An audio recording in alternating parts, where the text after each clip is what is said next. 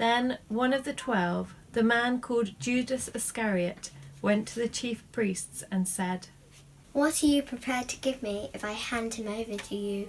They paid him 30 silver pieces, and from that moment he looked for an opportunity to betray him.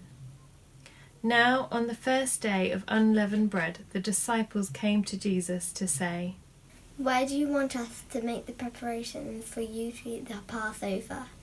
Go to so-and-so in the city and say to him, 'The Master says, my time is near. It is at your house that I am keeping Passover with my disciples.'" The disciples did what Jesus told them and prepared the Passover. When the evening came, he was at a table with the 12 disciples, and while they were eating, he said, "I tell you solemnly, one of you is about to betray me." They were greatly distressed and started asking him in turn, "Not I, Lord, surely. Not I, Lord, surely. Not I, Lord, surely."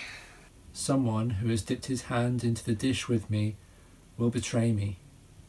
The Son of Man is going to his fate, as the scriptures say he will. But alas for that man by whom the Son of Man is betrayed.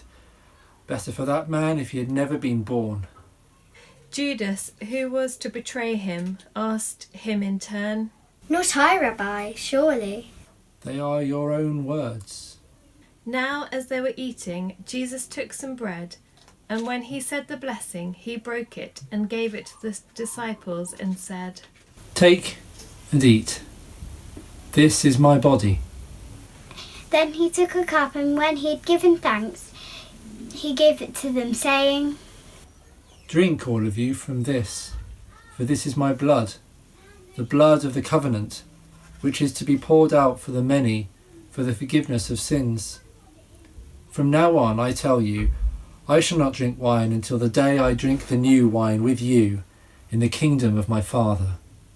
After psalms had been sung, they left for the Mount of Olives. Then Jesus said to them, "You will all lose faith in me this night, for the scripture says, 'I shall strike the shepherd and the sheep of the flock will be scattered.'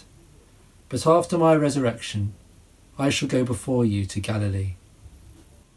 At this, Peter said, "Though all lose faith in you, I will never lose faith." "I tell you solemnly, this very night, before the cock crows, you will have disowned me 3 times. Peter said to him, "Even if I have to die with you, I'll never disown you." and all of the disciples said the same. Then Jesus came with them to a small estate called Gethsemane, and he said to his disciples, "Stay here, while I go over there to pray." He took Peter and the 2 sons of Zebedee with him, and sadness came over him, and great distress. Then he said to them, "My soul is sorrowful, to the point of death. Wait here and keep wake with me." And going on a little further, he fell on his face and prayed, "My Father, if it is possible, let this cup pass me by. Nevertheless, let it be as you, not I, would have it." He came back to the disciples and found them sleeping, and he said to Peter, "So, you had not the strength to keep awake with me 1 hour? You should be awake and praying not to be put to the test. The spirit is willing, but the flesh is weak." Again, a second time, he went away and prayed, "My Father, if this cup cannot pass me by without my drinking it, your will be done." And he came again back and found them sleeping. Their eyes were so heavy. Leaving them there, he went away again and prayed for a 3rd time, repeating the same words. Then he came back to the disciples and said to them, "You can sleep now and take rest. Now the hour has come when the Son of Man is to be betrayed into the hands of sinners. Get up, let's go. My betrayer is already close at hand." He was still speaking when Judas, one of the 12, appeared, and with him a large number of men, armed with swords and clubs, sent by the chief priest and elders of the people. Now the traitor had arranged a sign with them. He said, "This one I kiss, he is a man. Take him in charge." So he went straight up to Jesus and said, "Greeting, Rabbi." and kissed him. Jesus said to him, "My friend, what are you here for?" Then they walked forward, seized Jesus, and took him in charge. At that, one of the followers of Jesus grasped his sword and drew it. He struck out at the high priest's servant and cut off his ear. Jesus then said, "Put your sword back. All who draw the sword die by the sword. Or do you not think that I can appeal to my Father, who would promptly send more than 12 legions of angels to my defence? But then, how would the scriptures be fulfilled that say this way it must be?" It was at this time Jesus said to the crowds, "Am I a brigand, that you have set out to capture me with swords and clubs? I sat teaching in the temple, day after day, and you never laid hands on me." Now all this happened to fulfill the prophecies in scriptures. Then all the disciples deserted him and ran away. The men who had arrested Jesus led him off to Caiaphas, the high priest, where the scribes and the elders were assembled. Peter followed him at a distance, and when he reached the high priest's palace, he went in and sat down with the attendants to see what the end would be. The chief priest and the whole Sanhedrin were looking for evidence against Jesus, however false, on which they might pass the death sentence, but they could not find any, though several lying witnesses came forward. Eventually, 2 stepped forward and made a statement. This man said, "I have the power to destroy the temple of God, and in 3 days build it up." The high priest then stood up and said to him, "Have you no answer to that? What is this evidence these men are bringing against you?" But Jesus was silent, and the high priest said to him, "I put you on oath by the living God. Tell us if you are the Christ, the Son of God." Jesus answered, "The words are your own. Moreover, I tell you that from this time onwards, you will see the Son of Man seated at the right hand of the power and coming on the clouds of heaven." At this, the high priest tore his clothes and said, "He has blasphemed! What need of witnesses have we now? There, you have just heard the blasphemy. What is your opinion?" They answered, "He deserves to die." Then they spat in his face and hit him with their fists.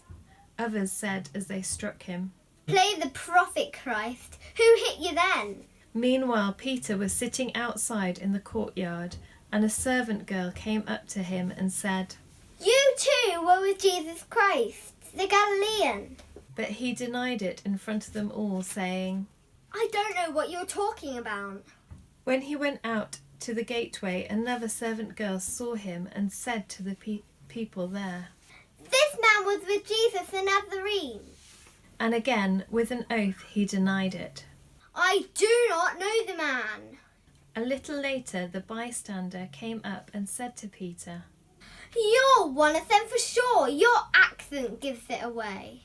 Then he started calling down curses on himself and swearing. "I do not know this man." At that moment, the cock crew and Peter had remembered what Jesus had said. "This very night, before the cock crows, you will have disowned me 3 times." And he went outside and wept bitterly. When morning came, all the chief priests and the elders of the people met in council to bring about the death of Jesus. They had him bound and led him away to hand him over to Pilate the governor. When he found that Jesus had been condemned, Judas, his betrayer, was filled with remorse and took the 30 pieces of silver back to the chief priests and elders, Saying, "I have sinned. I have betrayed innocent blood." they replied, "What is that to us? That's your concern." and flinging down the silver pieces in the sanctuary. He made off and went and hanged himself. The chief priest picked up the silver pieces and said, "It's against the law to put this into the treasury. It's blood money." So they discussed the matter and brought the potter's field with it as a graveyard for foreigners. And this is why the field is called the Field of Blood today. The words of the prophet Jeremiah were then fulfilled. And they took the 30 pieces of silver, the sum at which the precious one was priced by children of Israel, and they gave them for the potter's field, just as the Lord directed me. Jesus then was brought before the governor. The governor put to him this question: Are you the King of the Jews? Jesus replied, It is you who say it. But when he was accused by the chief priests and the elders, he refused to answer at all. Pilate then said to him, Do you not hear how many charges they have brought against you? but to the governor's great amazement, he offered no reply to any of the charges. At festival time, it was the governor's practice to release a prisoner for the people, anyone they chose. Now there was at that time a notorious prisoner whose name was Barabbas. So when the crowd gathered, Pilate said to them, Which one do you want me to release for you, Barabbas or Jesus, who is called Christ? for Pilate knew it was out of jealousy that they had handed him over. Now as he was seated in the chair of judgment, his wife sent him a message. Have nothing to do with that man. I have been upset all day with a dream I had about him. The chief priests and the elders, however, had persuaded the crowd to demand the release of Barabbas and the execution of Jesus. Which of the two do you want me to release for you? They said, Barabbas! Pilate said to them, What am I to do with Jesus, who is called Christ? they all said, Let him be crucified! Pilate asked, Why? What harm has he done? but they all shouted the louder, Let him be crucified! Then Pilate saw that he was making no impression, that in fact a riot was imminent.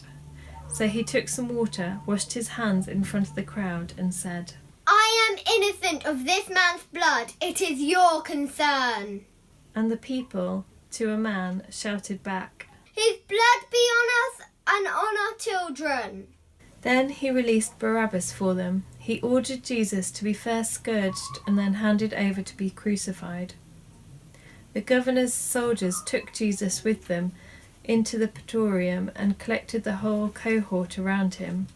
Then they stripped him and made him wear a scarlet cloak, and having twisted some thorns into a crown, they put this on his head and placed a reed in his right hand. To make fun of him, they knelt to him, saying, Hail, King of the Jews! And they spat on him and took the reed and struck him on the hand with it. When they had finished making fun of him, they took off the cloak and dressed him in his own clothes and led him away to crucify him. On their way out, they came across a man from Cyrene, Simon by name. They enlisted him to carry the cross. When they had reached a place called Golgotha, that is, the place of the skull, they gave him wine to drink. When they had finished crucifying him, they shared out his clothes by casting lots, and then sat down and stayed there, keeping guard over him. Above his head was placed the charge against him. It read, This is the King of the Jews. At this time 2 robbers were crucified with him, one on his right and one on his left. The passers-by jeered at him. They shook their heads and said, So you would destroy the temple and rebuild it in 3 days? Then save yourself! If you are God's son, come down from the cross.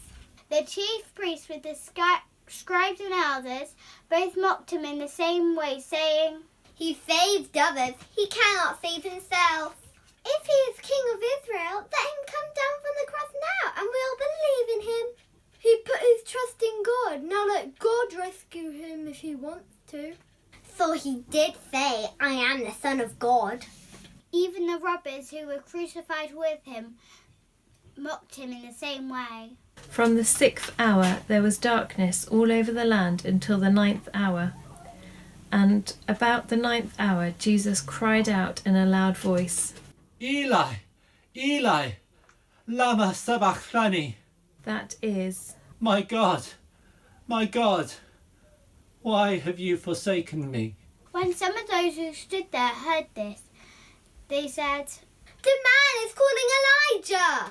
And one of them quickly ran to get a sponge, which he dipped in vinegar, and put it on a reed, and gave it to him to drink. The rest of them said, Wait, see if Elijah will come and save him. But Jesus, again crying out in a loud voice, gave up his spirit. At that the veil of the temple was torn in two from top to bottom. The earth quaked, the rocks were split, the tomb opened, and bodies of many holy men rose from the dead, and these, after his resurrection, came out of the tombs, entered the holy city, and appeared to a number of people. Meanwhile the centurions, together with the others guarding Jesus, had seen the earthquakes and all that was taking place, and they were terrified and said, In truth, this was the Son of God. And many women were there, watching from a distance, the same women who had followed Jesus from Galilee and looked after him. Among them were Mary of Magdala, Mary, mother of James and Joseph, and the mother of Zebedee's sons.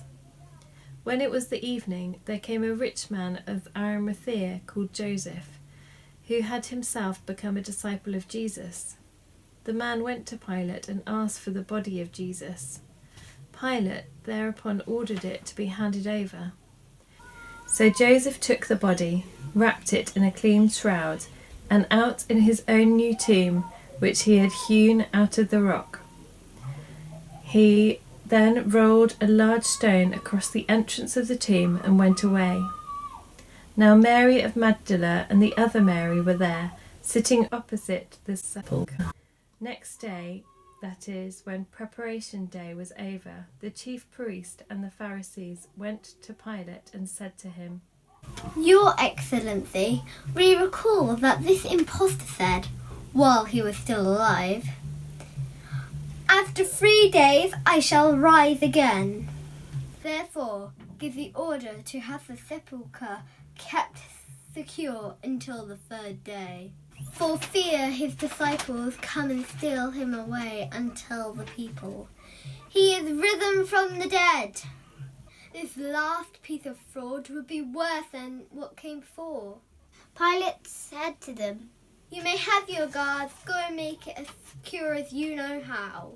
So they went and made the sepulchre secure, putting seals on the stone and mounting a guard.